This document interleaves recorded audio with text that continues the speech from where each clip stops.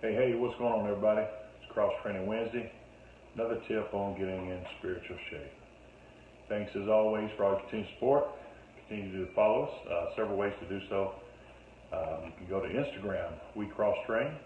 You can go to Facebook, We Cross Train. You can even go to YouTube and like, subscribe, and share on YouTube at We Cross Train. Even visit the website, www.wecrosstrain.com. You can take a look at what the movement's all about. Purchase your very own I Cross Train shirt. The concept being I Cross Train individually, become part of the We Cross Train family collectively. So today's title is endurance. So let's start by defining the word endurance. The fact or power of enduring an unpleasant or difficult process or situation without giving way. The fact or power of enduring an unpleasant or difficult process or situation without giving way. So endurance. You've heard several coaches, if you've ever played a sport, or maybe if you're just doing it on your own, you need to build your endurance. Well, endurance is not something you can just possess without working towards it. As it relates to working out, whether it be running, whether it be lifting weights, whatever the case may be, you have to do something that's a little bit harder, a little bit longer, or you have to at least be steady at doing something so that you can, in fact, build endurance. Oftentimes, no matter how good a shape you're in, even when you think you have endurance, you won't feel like continuing going on, and you have to push yourself. But you for sure will not be able to push yourself if you don't have the proper endurance. And that endurance comes from repetitive exercise, repetitive lifting, or whatever the case may be, so that you have that endurance. Well, the same thing happens spiritually.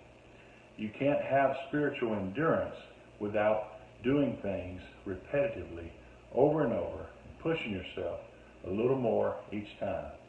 Just like when working out, you can lean back on the fact that either you've lifted this weight before, you've ran this distance before, or you realize and have motivation in your mind that you're trying to push yourself to another level. When things happen in life, you've got to do the same thing spiritually. You have to have endurance to understand that you have to pray. You have to read your Bible. You have to take a moment that seems to be difficult, that you don't think there's no way to get through, and know that God will get you through. And that is having spiritual endurance. Of course, a couple of scriptures I want to leave you with. Romans 5:3. Not only so, but we also glory in our sufferings, because we know that suffering produces perseverance. Colossians 1:11. Being strengthened with all power according to his glorious might, so that you may have great endurance and patience. And lastly, Hebrews 12:1 and 2. Therefore, since we are surrounded by such a great cloud of witnesses, let us throw off everything that hinders and the sin that so easily entangles, and let us run with endurance the race marked out for us, fixing our eyes on Jesus, the pioneer and perfecter of faith. For the joy set before him, he endured the cross, scorning its shame, and sat down at the right hand of the throne of God. Spiritual endurance is a lot like physical endurance. It has to be worked at, it has to be practiced over time, and you have to know that you have to push yourself. Push in the spiritually meaning pray until something happens.